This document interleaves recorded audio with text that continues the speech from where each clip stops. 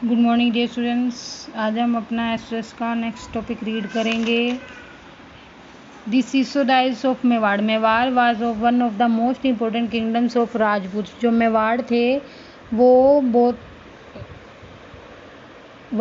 Important राज्य थे राजपूत के। It's capital was Chittor. उनकी जो राजधानी थी वो चित्तौड़ थी। द फोर्थ ऑफ चित्तौड़, जो चित्तौड़ का किला था वो कैप्चर्ड किया था बाय अलाउद्दीन खिलजी ने किया था। आफ्टर सम ईयर्स हमीर आ राजपूत चीफ वोन इट। उसके बाद कुछ साल हमीर और राजपूत ने इसको जीत लिया था और वापिस आ गया था। And establish the rule of Sisodias. और अपना राज्य स्थापित किया था सिसोदाइज। Maharana Kumbha, Maharana Sangram Singh, Maharana Pratap were some of the famous और powerful rulers of the Mewar. Mewar के ये फेमस राजे थे। ठीक है। Administration in the kingdom. Many of the new king adopt high sounding titles like Maharaja Dhiraja, जो ग्रेट किंग थे, महान राजा थे। Tribhuvana Chakravarti, lord of the three words etcetera. King was the head of the government. जो राजा था वो गवर्नमेंट का हेड माना जाता था। He was also the commander in chief of the armed. वह उसके पास जो वो कमांडर भी था, चीफ आर्म्ड फोर्स का कमांडर भी होता था। Aldous he took the help of several minister. और जो सेवरल मिनिस्टर से उनकी क्या करता था, सहायता करता था और ऑफिसर्स की सहायता करता था। दीज ऑफिसर वर शामनाथ, सेनापतिज, revenue minister, treasures, chief justice and पुरोथियो। ये जो होते थे ये ऑफिसर्स थे। सामनाथ वर डिफीट रूलर। सामनाथ जो होते थे वो क्या, रूलर से हार जाते थे। आफ्टर द डिफीट, जब वो हार जाते थे, they terrorist were returned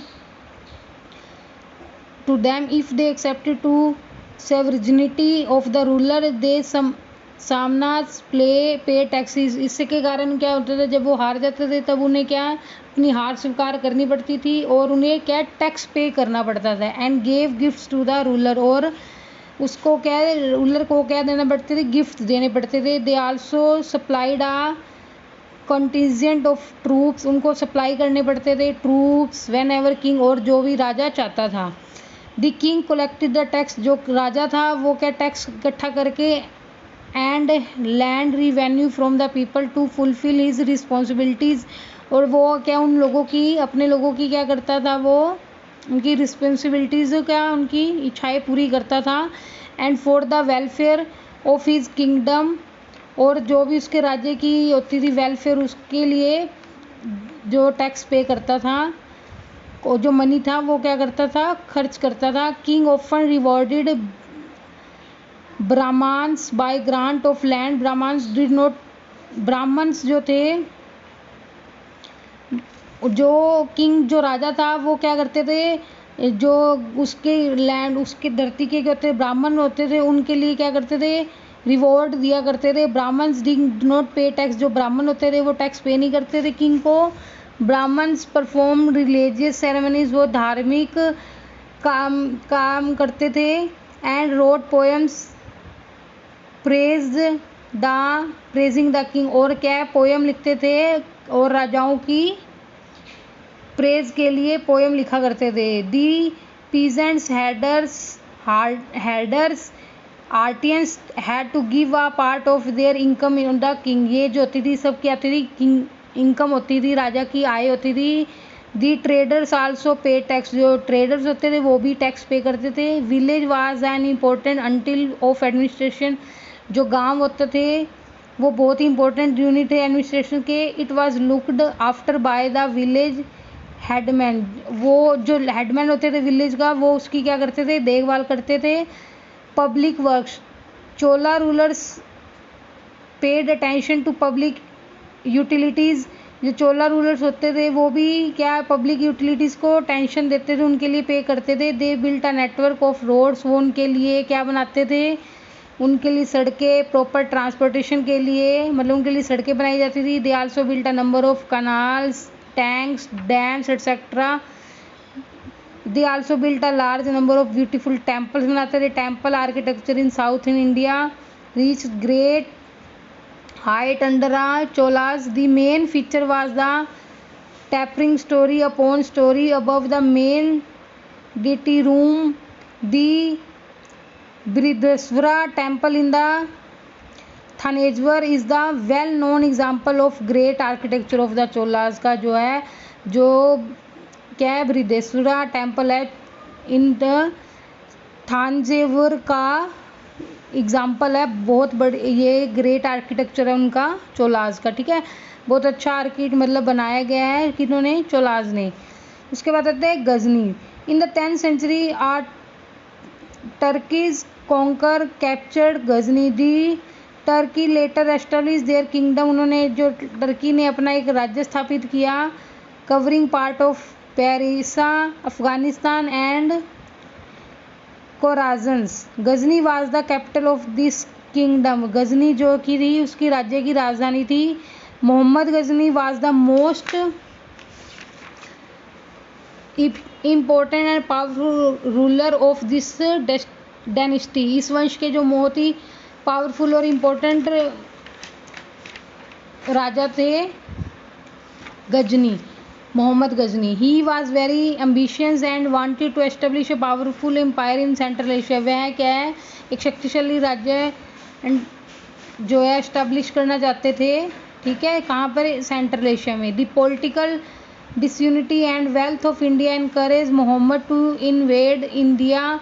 He raided India 17 times between 1080 to 1027 AD। इनका जो राज्य रहा था वो 1000 AD से लेकर 1027 तक रहा। He invaded mostly those places were temple. इन्होंने बहुत से क्या टेम्पल्स लोकेट किए। His first raid was the पेमजिली इन 1001 में बनाया था। जयपाल द रूलर ऑफ पेमजिली was the defeat in.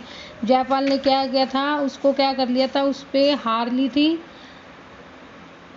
In his early attacks इन पर क्या किया था उन्होंने अटैक्स किया था। ही प्लंडर्ड मथुरा एंड कनुज। ही लूट द फेमस सोमनाथ। उन्होंने क्या किया था सोमनाथ जो मंदिर था गुजरात का उनको लूटा था इन 1025 AD में। Much of the wealth Mohammad carried away he was utilise to develop a magnificent capital of city in Ghazni. जो मतलब होती थी कैपिटल होती थी जो मतलब जो उनकी धन होता था वो अपनी गजनी वो अपनी कैपिटल पे अपनी राजधानी पर खर्च करते थे। Sultan Mohammad was also interested to know about India's culture. जो सुल्तान मोहम्मद था वो क्या थे इस कल्चर इंडिया कल्चर के लिए बहुत ही इंटरेस्ट लेते थे एंड और लोगों पीपल के लिए इंडिया के पीपल के लिए। He gave the responsibility of writing an account of India. उन्होंने रिस्पॉन्सिबिलिटी दी थी अकाउंट्स को लिखने के लिए इंडिया के टू स्कॉलर नेम। और उनका क्या नाम था A.L. Biruni wrote a book in the Arabic language. A.L. Biruni ने एक बुक लिखी थी अरेबिक लैंग्वेज में कॉल्ड किताब अल हिंद। उनके नाम का उस बुक का नाम था किताब अल हिंद which gives us a valuable information. वो हमें उसमें काफ़ी तरह की वैल्यूएबल इंफॉर्मेशन मिलती है अबाउट द सोसाइटी के बारे में और कल्चर ऑफ इंडिया के बारे में। ठीक है, मोहम्मद गौरी का जो राज्य रहा है वो कितने ईयर से कितने ईयर तक रहा 1175 से लेकर 1206 तक रहा। Mohammad Ghori was the ruler of Ghori in Central Asia. जो मोहम्मद गौरी थे वो सेंट्रल एशिया के राजा थे। ही conquered Multan and Uch in Punjab. He and wanted to establish the powerful empire. वो क्या चाहते थे वो भी एक पावरफुल शक्तिशाली राज्य एस्टेब्लिश करना चाहते थे इन द नॉर्थ इंडिया में। He took the great advantage of disunity of he Rajput rulers. He invaded India several times. उन्होंने काफ़ी बार क्या है इंडिया में क्या किया था अपना राज्य बनाया था। राज्य मतलब राज किया था बिटवीन 175 से लेकर 105 तक। In 191 AD Mohammad Ghori march towards Delhi.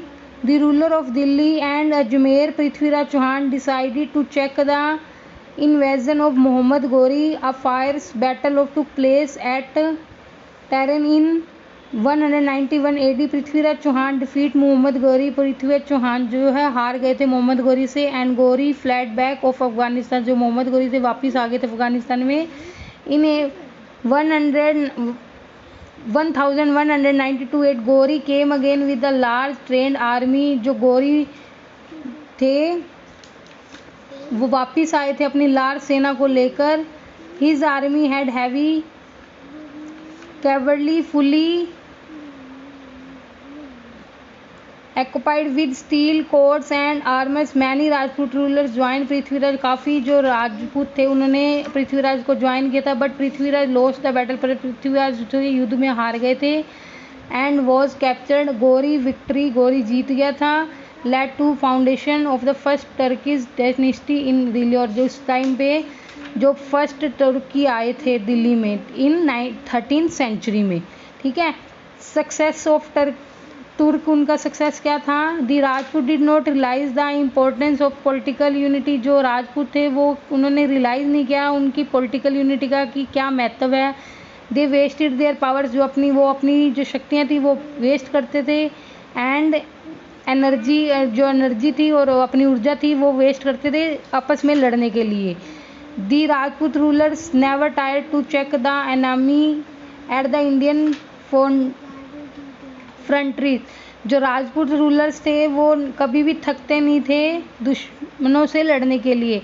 The Turk were more advanced in the technique of welfare as compare to Indians, जो तुर्क थे वो काफ़ी एडवांस थे, ठीक है, अपनी तकनीक को लेकर। Turk used iron strups on their horses that allow their cavalry to move faster.